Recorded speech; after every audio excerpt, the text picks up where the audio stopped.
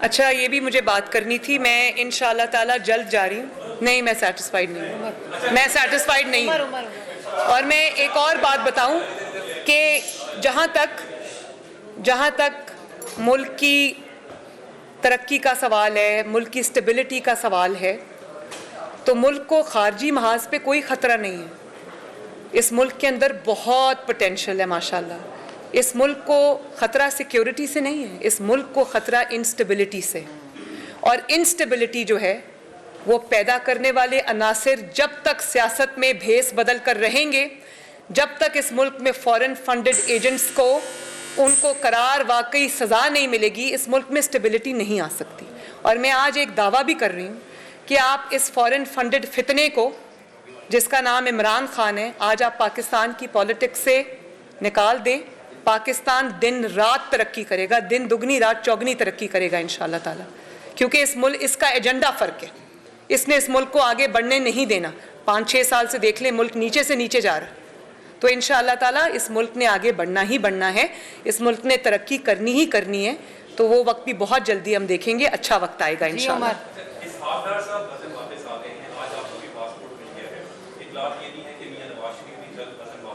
तो क्या सबको लेवल प्लेइंग फील्ड दी जा रही है? दूसरा, अगर इन हालात में इलेक्शंस होते हैं तो उसमें भी क्यों तैयार है? उमर, आपने बड़ा अच्छा सवाल पूछा। लेवल प्लेइंग फील्ड तो अभी हमें हुकूमत में रह के भी नहीं मिली। लेवल प्लेइंग फील्ड ऐसी होती है कि नवाज शरीफ साहब बेगुनाह होते हुए भी सजा याफ्ता है आज भी। लेवल प्लेइंग फील्ड ये होती है कि एक शख्स जिसके जराइम से हाथ रंगे हुए हैं, जिसके खिलाफ नाकाबिले तरदीद सबूत हैं, वो खुला फिर रहा है, ये लेवल प्लेइंग फील्ड होती है। लेवल प्लेइंग फील्ड देखें, आप ये नहीं कह सकते कि मिट्टी डालो जी आगे चलो, नहीं, जीरो पे आना पड़ेगा। पहले जीरो पे कैसे आते? जो कुछ नवाज शरीफ को भुगतना पड़ा, जो कुछ नवाज शरीफ की जमात को भुगतना पड़ा, वो इसको भी भुगतना पड़ेगा। हालांकि नवाज शरीफ बेगुनाह था, ये गुनाहगार होते हुए भी इसको सजा के जो हाथ है वो इसके गर्दन तक पहुंचेंगे, तो लेवल प्लेइंग फील्ड। ये नहीं हो सकता कि पहले नवाज शरीफ के जो इसकी आड़ में नवाज शरीफ को एक बेटे से तनख्वाह ना लेने पे निकाल दिया जाए और फिर नवाज शरीफ की ही आड़ में ये इसको सजा ना हो कि जी पॉलिटिकल लोगों को या प्राइम मिनिस्टर्स को या पॉलिटिकल लोगों को या लीडरान को जो है वो इंतखाबी मैदान से बाहर नहीं किया जाना चाहिए। नवाज शरीफ को बाहर करते वक्त ये शिक याद नहीं आई थी या ये बात याद नहीं आई थी? लेवल प्लेइंग फील्ड तो सिर्फ तब होगी जब इंसाफ होगा, और अगर इंसाफ होता है तो इमरान खान आपको मुल्क की सियासत में दूर दूर कहीं नजर नहीं आता, जेल की सलाखों में हमेशा के लिए पड़ा नजर आता है। और ना सिर्फ इमरान खान नहीं, वो गोगी, पिंकी, पीरनी और वो जो मानिका खानदान है जिन्होंने ये मिल के पाकिस्तान पे डाका डाला है, हीरों के हार लिए हैं, अंगूठियां लिए हैं, जमीनें ली हैं, वो सब आपको सलाखों के पीछे नजर आएंगे। और ये होना चाहिए। ये कोई हमारे मर्जी की बात नहीं है कि इसको छोड़ दो और इसको पकड़ लो, ऐसा नहीं होगा। बता दीजिएगा कि 2 फेडरल मिनिस्टर पे मुकदमा दर्ज किया जाता है और सीसी को लाहौर को बकायदा ये कहा जाता है गुलाम महबूब लोगों को आप एस्टैब्लिशमेंट डिवीजन में रिपोर्ट करें, उसके बावजूद वो परवेज अली के घर जाते हैं और इस बात पे उनको शाबाश दी जाती है कि आपने मुकदमा दर्ज की है। तो उनके खिलाफ फेडरल जो है वो क्या कर रहा है इस वक्त कि पूरे लाहौर में जो है वो पुलिस जो है वो बढ़ चुकी है, क्राइम बढ़ चुका है, 50% क्राइम जो है वो बढ़ चुका है। तो ये भी जिम्मेदारी बनती है हुक्मरानों की इस तरफ की तवज्जो दी। और इसमें ये भी ऐड करने कि जब वजीर आजम मियां शहबाज शरीफ वजीर आजम पंजाब थी तो यही सीसीपी और डीआईजी ऑपरेशन था, इस पे एलिगेशन लगा था कि कब्जा ग्रुप का सरपरस्त है, तो इसको फील्ड पे पोस्टिंग नहीं देनी चाहिए। तो फेडरल इस पे क्या करना है, ये जरा काइंडली तफसीलन बता। देखिए, मैं ये मुझे नहीं पता फेडरल इस पे क्या कर रहा है, लेकिन इस किस्म की वो जो फेडरेशन के अहकामात हैं, जो फेडरल गवर्नमेंट के अहकामात हैं, वो बाउंड है मानने के लिए, उनके पास चॉइस नहीं है।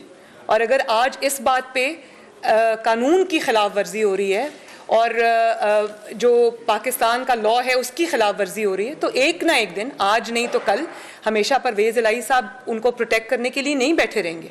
उनको भी जवाबदेह होना पड़ेगा और सबको जवाब देना पड़ेगा। जहाँ जहाँ कानून की खिलाफ वर्जी हुई है, जहाँ जहाँ अपने पॉलिटिकल फ़ायदे के लिए उन्होंने इस तरह से किया है, सबको जवाब देना पड़ेगा इंशाल्लाह। और फेडरल गवर्नमेंट को अगर वो जवाब नहीं दे रहे तो ज़बरदस्ती जवाब देना चाहिए। ये मैंने आपको पहले भी कहा है कि कानून की जो एप्लीकेशन है वो चॉइस नहीं है। अगर इसको, इस मुल्क को आपने आइन और कानून के मुताबिक चलाना है तो आपको सख्त नोटिस लेने पड़ेंगे। जी अरसलान, अदनान एक मिनट, अदनान एक सेकंड, अरसलान साहब आप बात करें।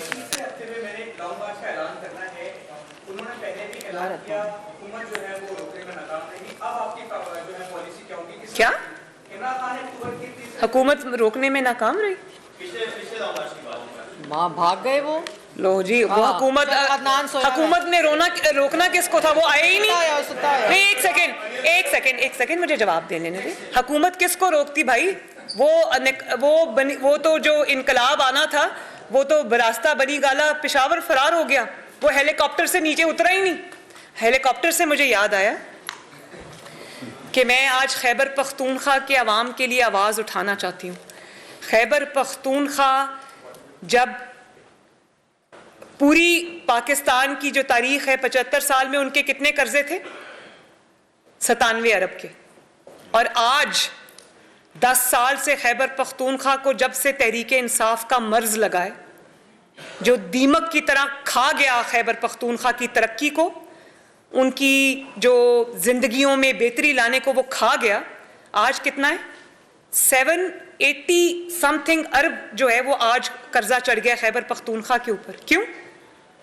उसकी वजह यह है कि खैबर पख्तूनख्वा के अवाम के टैक्स का जो पैसा है, पाकिस्तान के अवाम के टैक्स का जो पैसा है, जिससे उनके लिए सड़कें बननी थी, जिससे उनके लिए जो बुनियादी सहूलियात हैं, हस्पताल हैं, क्लिनिक्स हैं, मोटरवेज हैं, स्कूल हैं, यूनिवर्सिटीज़ हैं, जो वो बननी थी, वो सारा तो इमरान खान पे खर्च हो रहा है। पहले सुना कि वो उसके खानों पे खर्च होता रहा, उसके हेलीकॉप्टरों की राइड्स पे खर्च होता रहा, उसके प्रोटोकॉल पे खर्च होता रहा, और वो जो 2500 सोशल मीडिया के लोग भर्ती किए KPK में अपने मुखालिफिन को अटैक करने के लिए, उस पर खर्च हो रहा है। तो मुझे तो समझ नहीं आ रही कि ये मुल्क किस तरफ जा रहा है। खैबर पख्तूनख्वा का हक सारा मनी गाला में जा रहा है। वो इस तरह से फ्लीस कर रहे हैं खैबर पख्तूनख्वा को कि जैसे अब ये खजाना दोबारा हाथ में नहीं आएगा, जितना खा सकते हो खा लो। शुक्र है आपने मुझे वो याद दिला दिया, ये मैं आज बात करना चाहती थी। ये खैबर पख्तूनख्वा के अवाम का हक है, ये उनकी सड़कें, उनके अस्पताल हैं, उनके क्लिनिक्स हैं, उनके स्कूल्स हैं, उनके कॉलेजेस हैं, उनकी मोटरवेज है, उनकी तरक्की है जो इमरान खान के पेट में जा रही है।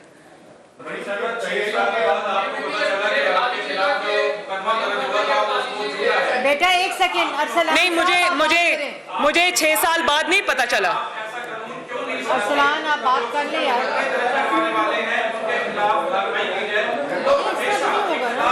आपसे माफ कर